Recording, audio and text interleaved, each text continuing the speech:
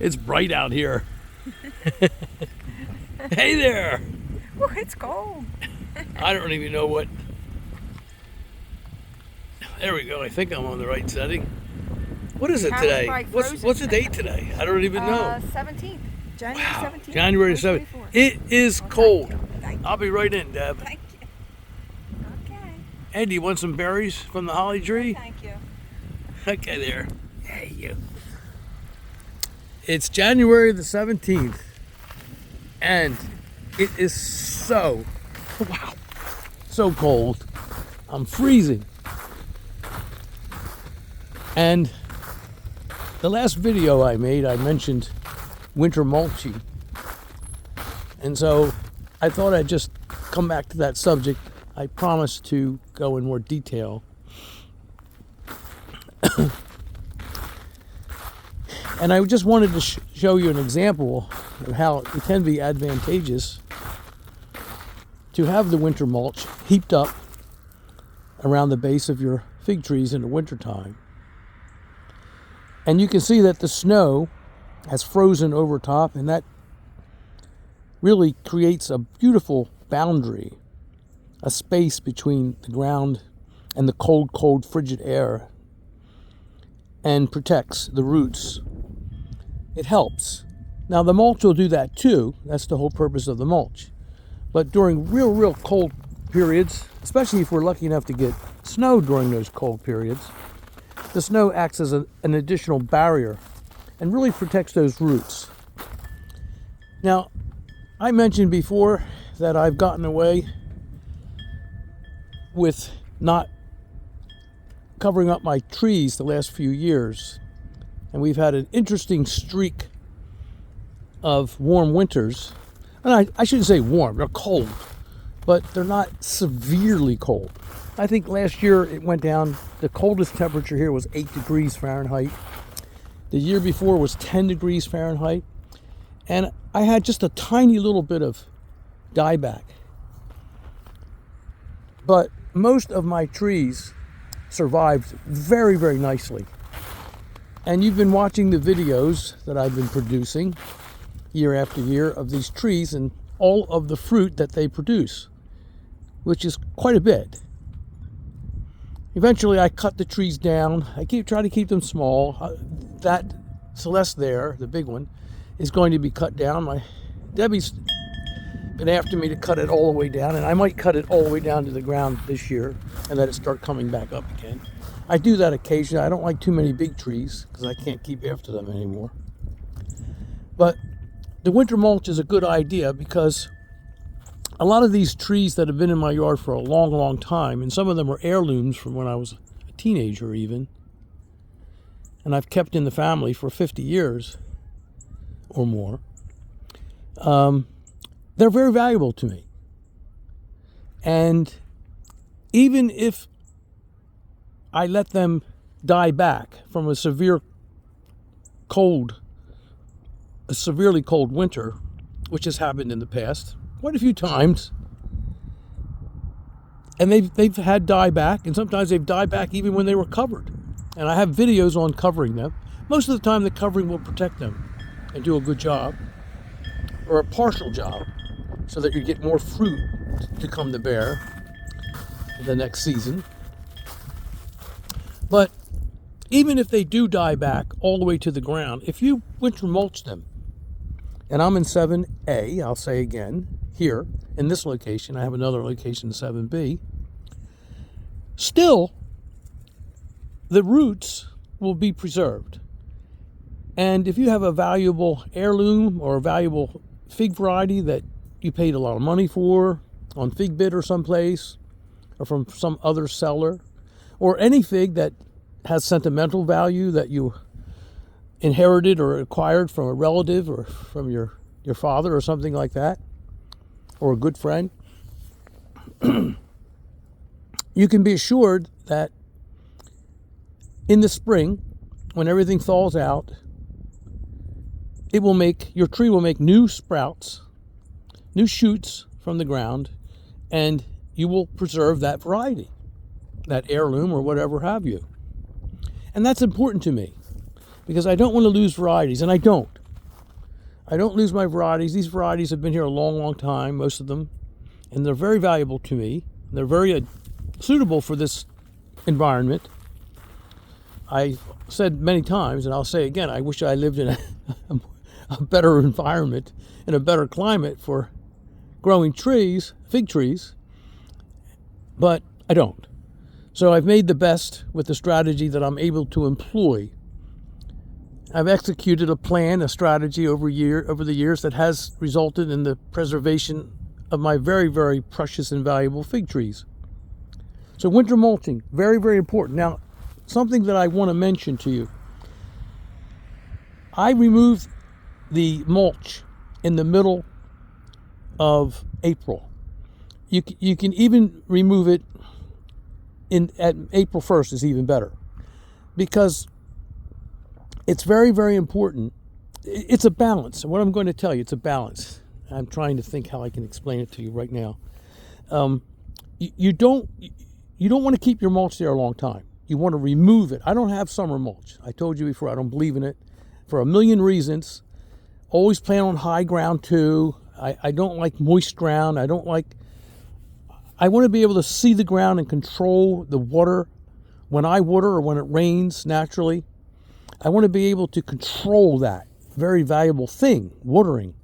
How much water your plant receives, especially during the harvest, but all the time. It's extremely important to me. But the reason why I removed the mulch in the middle of April, or maybe April 1st is better, okay, is because I want the sun to start to hit the ground. I want the conditions to be natural. I want the air to get down to the roots. But I don't want to remove that mulch too soon, because if you do, guess what happens? The tree will come out of dormancy a little earlier than you really want it to, and then if you get a cold snap and a freeze, which here the temperatures freeze up to May 10th. It's happened here. But after May 10th, you're pretty much safe, almost 100%. Although I remember one year when it froze significantly, frosted, the 17th, the 18th, and the 19th of May, one time. But you're safe around the 10th of May. And I look ahead, to see when it's going to frost. But you don't want your trees to come out of dormancy too early, because they can get killed back in the spring, regardless of whether or not you covered them in the wintertime or any other factor. You can get severe damage from a frost if they come out of dormancy too early. So it's a delicate balance. But you want the ground to warm up also, so that the roots start to come to life, and you get an earlier crop that way. And then there's other methods that I put in other videos about early crops and an early harvest. And I would love for you to watch those videos, because there's so many little tricks of the trade that I've tried to share with you over the years and put into my videos. I don't want to make this video too long. So remember, it's very, very important to remove the mulch early enough so that the sun can hit the ground and warm the ground, start warming the ground, so that you get the roots to come to life and you get an earlier crop. But not too early to where they come out of dormancy a little too early, and then if there's a cold snap and a heavy frost, it could cause dieback. So it's a delicate balance. Okay, so I've talked to you about winter mulch. I wanted to do that in more detail. It's an important thing. You can see how cozy these fig trees are under their protective barrier of snow and mulch, and the roots are well protected no matter how cold it gets. I'm guaranteed, even if there's 100% dieback, if there is, and I hope that there isn't, unless it goes down to below 10 degrees Fahrenheit for a sustained period of time, which has happened to me plenty of times. They've died back all the way to the ground in the past, and other times I've gotten away with it. The last few years I have gotten away with it, and I hope to get away with it this year again. So far I'm doing pretty good, because it hasn't gone anywhere down to those low temperatures that will cause dieback here in 7A. But even if they do, if they die back, I'm assured that the roots will come back to life, and that the new shoots will grow and be vigorous next summer. And I'll even get a crop of figs. No breva, of course, on last year's wood, because last year's wood will be gone for the most part, but a good main crop. But that main crop will be later. When they die back, the main crop's later than if it's on the old wood. Everything, it speeds up the process, and you get a quicker main crop if you don't have severe dieback. So we've talked about this. Wow, it's cold. I've got a nest of eagles in the back that I've had for about 5 years. I've been watching them. It's been very interesting, and they're nesting again. I've been burning wood. I've been longing for spring. I've been thinking about figs. I woke up this morning with figs on my mind and warm weather and all the things that I've come to love in my life. I've learned to be patient. You've got to be. Wow. Right now my hand's freezing holding this phone. Thank you for your visit today. Always enjoy your visits, as I've said before. This is dark Sicilian dark. I featured this and most of my fig trees in previous videos. This is a wonderful variant. It's a Mount Etna variant, and it is different, and I've talked about it before. And I just love the taste of these figs, and it's just such a workhorse, and it produces so many figs. It's a wonderful tree. One of my most valuable Mount Etnas, if not the most valuable, really. But as I've said before, I love Malta Black. I have a good Malta Black. I have other ones that I've talked about, Mavricica and others that I really, really like. But this one might be my favorite of the Mount Etna types. It's a wonderful tree. And I'm looking forward to the next harvest. This will protect my tree.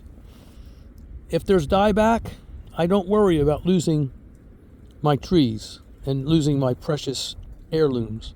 Now, remember, I'm still quite an advocate of covering your trees in this severe cold. And I've done it many, many, many, many, many, many times over the many, many years that I've grown figs. I am just remiss, I have to tell you. I always tell you straight. I'm just derelict in my responsibilities to my trees lately.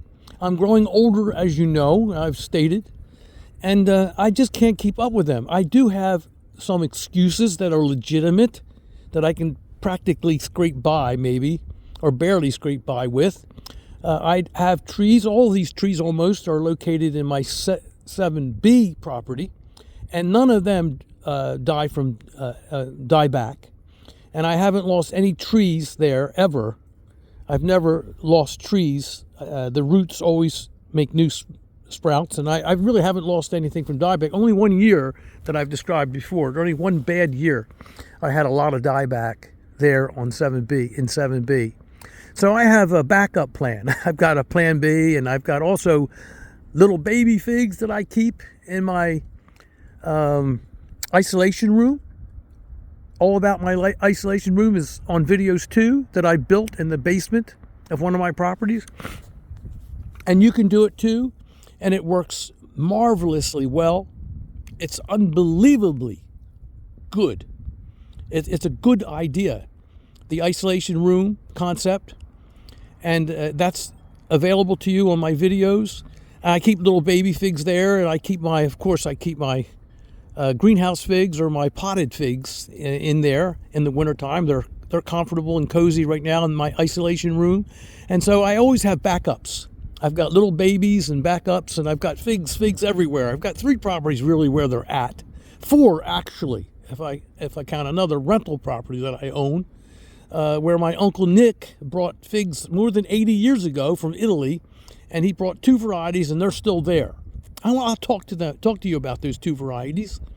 I actually have featured them in previous videos, but I want to talk about them more because here's an interesting point. I want to make it out. I'm sure my son is watching, but our son loves figs too, and he tells me over and over again that from a traditional sense of memory, the one fig that my Uncle Nick had, my Uncle Nick had, The one fig tree that my uncle Nick had, which is now a rental property that I purchased over 30 years ago, he loves the taste of that one black fig. And it is quite different than, I don't know if I really don't know if I would classify it as a Mount Etna, but I guess it is, but it's pretty far deviant from it that I don't know if it's really an accurate representation to say that it is. But it has a distinctive flavor, and we grew up on those figs. I grew up on those figs when I was a small boy, and my grandfather first introduced me to figs. And it's a special fig, and I love it. And I still have it. I still have that in my collection. The two varieties that he grew, and they're still growing. Believe it or not, they're still growing next to that rental property that I purchased some 30 years ago. They're still growing there. The property is closer to the very, very large watershed river that we have in this area, and it's a moderate microclimate, and so they've never been wrapped. And they're very hardy too. So I have those. I have never lost a variety that I've had, or my relatives had, or my uncles had, or my great uncle Nick, that are so they've been in the family for so long, and I would never ever risk losing them. And that's the point I want to make. Don't lose your fig varieties. I'm an advocate of covering, but I just can't keep up with it anymore, and I'm not going to, except for now and then, with very, very special varieties that I just want to get a larger crop from in the next season. But as far as preserving them, I do value each and every one of them, and I will make sure that I will preserve them for prosperity. I guarantee you that. Okay. Thanks for the visit.